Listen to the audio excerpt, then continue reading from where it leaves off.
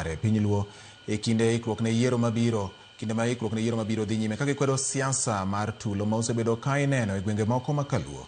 Jodologo ma oloso e kinde chokruok margi God Bondo e kar chung' od bura ma Rangwe wacho ni kit siasa mar lweny ma osebedo ka ineno e piny luo kelo wichkuot kendo biro miyo piny luo nying marach e yiero mabiro.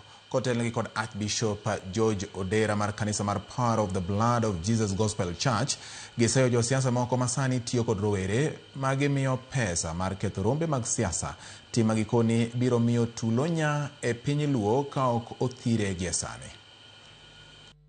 Sani en samoningo bedni jigo siasa to en siasa mar kwe. Kawuono ino ka joma ng'eny we siasa, gigo siasa mar gorruok gi mar chwero remo. Kendo yudo ka ji mang'eny kawuono oriwo siasa, josiasa kod weg joma go siasa ging'iyo vijana matindo. Kendo gitiyo kodgi e yor inyo joma moko, kendo gichakore nying ni goons. Kawuono en siasa mar goons.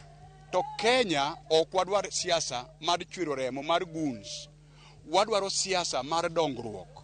Mane gima walambe Nyasaye ni ka in ja siasa ma jatelo madwani mondo otel oganda, we dwaro mondo oganda ikaw telo gi thuon kigoji kendo inyo ji king'iyo vijana matindo. Wamakre uru wabediro gimoro achiel, jodongo bedi kamoro achiel, joyuto bedi kamoro achiel, minewa obedi kamoro achiel, mondo gik moko timre makare, mondo wabedi joma nigi teko kata sirikal midhi losi sani. Ka wapogore to pogruokno dhi miyo warumo ka sirikal ma wadonjeni koko chakore. Ng'ama kelo koko mamiyo wadok chien e weche mag development ok wanyal hero. Ng'ama tiyo gi weche mag miriambo mondo wuondo go oganda kata wuondo go youth ok wahero.